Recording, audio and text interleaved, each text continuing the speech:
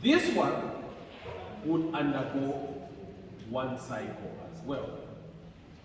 And this cycle would remove an acetyl-CoA and a palmityl-CoA. So this which remains here is going to be an acetyl-CoA, and this becomes a palmityl CH3, CH2. Not a palmityl, a propionyl-CoA.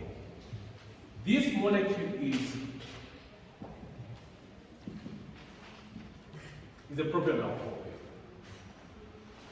When you have a propionyl-CoA as the end product, you're dealing with a fatty acid with an odd number of carbons. This propionyl-CoA would undergo a series of reactions. One of the reactions would be that this propionyl-CoA is going to undergo a carboxylation reaction. So this would use ATP, producing ADP plus phosphate. The carbon dioxide is added. This is done by the enzyme propionyl-CoA carboxylase. So it's a carboxylase. And like any carboxylase, it will require the presence of the vitamin biotin, right? So the carbon dioxide attaches, and the end product is going to be 3, H2, CO, S4A. This here is D-methylmalonyl-CoA. The D-methylmalonyl-CoA would then undergo an isomerization reaction, which is catalyzed by an enzyme called erasinase.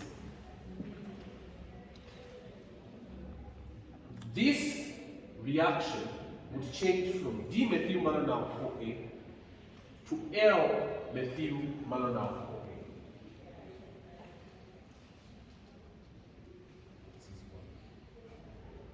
That's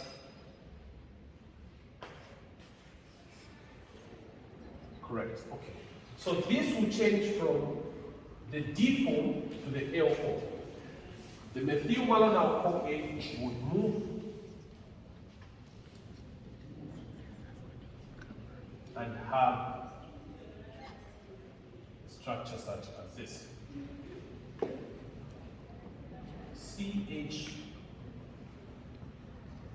CH3 and this CoA. So this had the hydroxyl group at the bottom, had a methyl group on top. It has actually come down there, and this is L-methylmalonyl-CoA. And the last reaction is that the L-methylmalonyl-CoA is going to be further isomerized to produce succinate-CoA. So this will change from L-methylmalonyl-CoA to a molecule of CH2.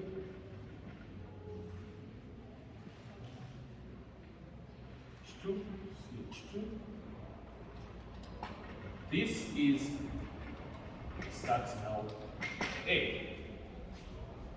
This is catalyzed by the enzyme methylmalonyl-CoA mutase. It changes the configuration of the carbons and produces succinate-CoA. This requires the vitamin cobalamin, which is B12, for it to occur. Now, you have succinate-CoA being produced from a propionyl-CoA. And herein lies the explanation as to why a fatty acyl-CoA with an even number has less energy than a fatty SL-CoA, or with an even number has more energy than a fatty SL-CoA with an odd number. Because if you see the structure of succinate-CoA and you look at the TCA side, you know that succinate-CoA is somewhere down there. You started with acetal-CoA combining with oxaloacetate, right? Then this was converted into citrate, then citrate, alpha-keto, glutarate, then you have succinate-CoA, right? Then this succinate, fumarate, malate, and finally acetate, right? So, if a fatty acid has an even number of carbons, it's only producing acetal-CoAs, right? Well, the fatty acid with an odd number of carbons, it will produce acetal-CoAs. In fact, the number of acetal-CoAs will be equal to the number of cycles. They will actually be 7, in this case, if it undergoes the reaction, it's going to be 1, 2, 3, 4, 5, 6, 7 reactions or so. So it will produce 7 NADH plus H plus. It produces 7 FADH2. It also produces 7 acetal-CoAs and 1 propionyl-CoA. Take note, from each cycle, it's 1 propionyl-CoA being produced. See what I mean? So now, from the 7 acetal-CoAs and all these, you will actually be able to calculate the energy. And you have to calculate the energy of 1 propionyl-CoA. This energy is equivalent to the energy of the succinate-CoA produced in this manner. Right? So, when you look at the succinate-CoA here, from where it is, it has less energy than an acetal-CoA. Why? Because in acetal-CoA, you have this NADH there. There is another NADH there that is not there. You see what I mean? There's an NADH there, there's an NADH there that is before this. So these are all lost in a succinate-CoA. They are not there. They are starting from here. And from succinate-CoA as it's converted into succinate, you know that you produce a GTP. As succinate is being converted into fumarate, you know that you produce an FADH2.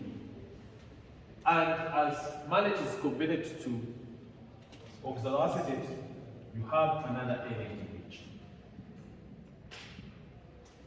Therefore, the energy of succinate-CoA is going to be NADH, which is 2.5, plus 1.5, which is 4, right? Plus 1. So succinate-CoA produces 5 ATPs. So if you add all this, your total amount of energy you're going to have is going to be equal to this is equal to 5 ATPs, right? This is equal to 70 ATPs. This is equal to 10.5 ATPs. This is equal to 17.5. How much energy is there? That's 28 plus 70, which is how much? 98, right? 98 plus 5, 103 minus 2, 101. So it gives you 101 ATPs. It had 17 carbons. Gave you less energy because there is a succinate-CoA produced from the propionyl-CoA, which has less energy than an acetal-CoA. It's not as reduced as acetal. Do you get the reason why?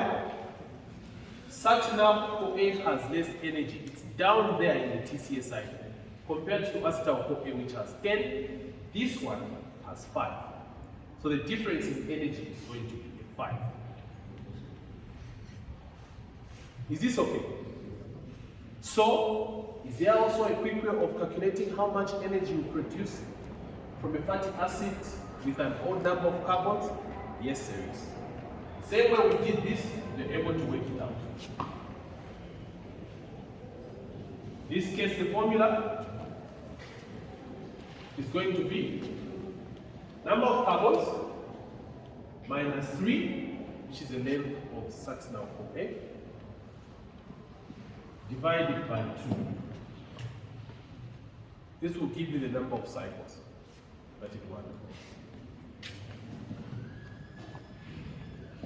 So since it has 17, 17 minus 3 divided by 2, 14, 7 cycles. Is that clear? And then you know that it's going to be 7 cycles. This 3 is related to the propionyl-CoA. So what it means is that you have 7 NADH per cycle. There's 1, right? So 7 NADH, 7 FADH2. You also have 7 acetyl-CoAs and 1 propionyl-CoA. And you can easily work out your energy. So depending on the fatty acid that you have, you should be able to calculate how much energy is produced. Is that okay? It's fine. Last question, sample question, would be why is it that if a fatty acid is unsaturated, it gives you less energy than a saturated fatty acid? It's still again in the structure and in the reactions themselves. And maybe just as your assignment, just for the sake of you know. I'm not giving you any assignment, have I? You are. Have you sent it? Okay, I'm feeling I should give you another.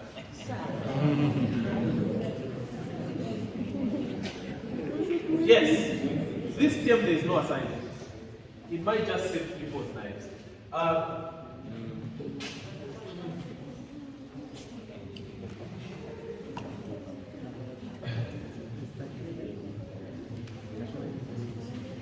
Yeah, that's for the sake of you practicing this question.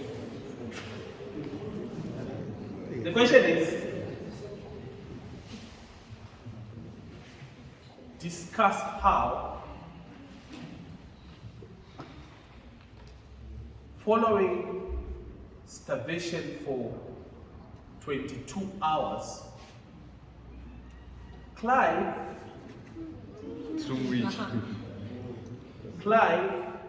is generating, Clive like a friend Clive there, not Clive as a whole new word in English.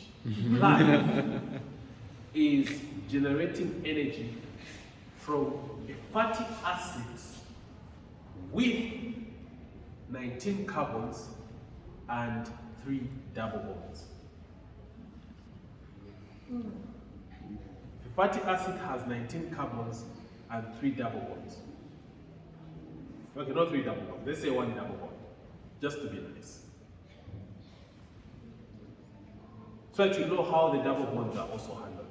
Guys, if you are taught that the fatty acid has 1 double bond, you should know that double bond is most likely at position number 9. If it has 3 double bonds, you know that it's from position 9, then there's another one at 2 and another one at 15, because they're separated by 3. You know that, right? From the structure of fatty acid. So guys, that's your assignment. Due date, there's no test. Yes. After 2 weeks, 2 weeks from today. Email it to me. In biochemistry. We have a test next week in biochemistry. You didn't tell me. No. He was just The joking. other courses you are doing are not related to biochemistry. I don't even want to know that you're doing it. So, guys, please do this after 2 weeks. To be nice, let's bring it on a Friday, 2 weeks from today, which is... What's the date for the Friday, 2 weeks from today? I think 21st. After next Friday. Not this Friday this week, but the other one. Yes. So after 2 weeks, then the other one actually, isn't it? Sounds like the same way Clive wanted it. Yes. On the 23rd. Yeah, but it looks like there are chances that our test might be earlier than that, isn't it? Remember we said, yes. Remember we said that we are writing a test after fatty acid metabolism.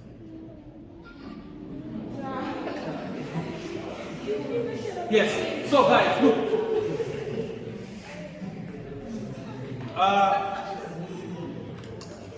The question was, why is it that if a fatty acid is unsaturated, it will actually produce less energy than a saturated fatty acid?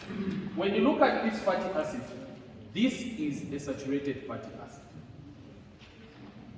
Is that clear? An unsaturated fatty acid will be a fatty acid which has a double bond. So the double bond will be located at carbon number 9. So it's 1, 2, 3, 4, 5, 6, 7, 8, 9. So it will be between these. So there will be a double bond here.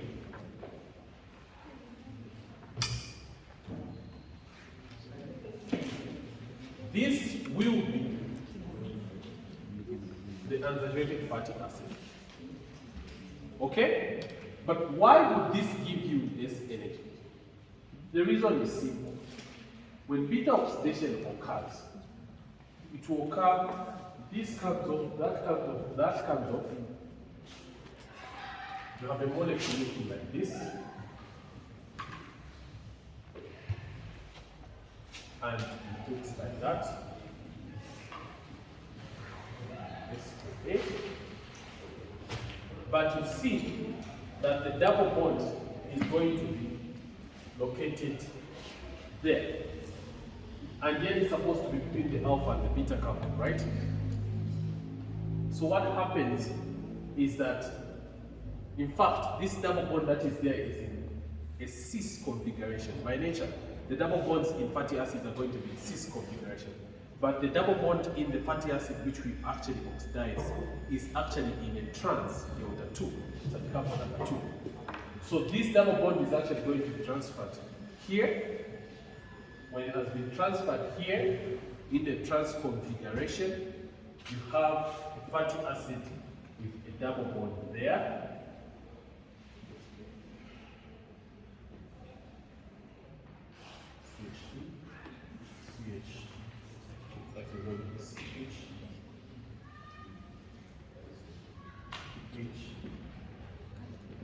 And then this is the one that will undergo beta oxidation. Now, why does this have less energy?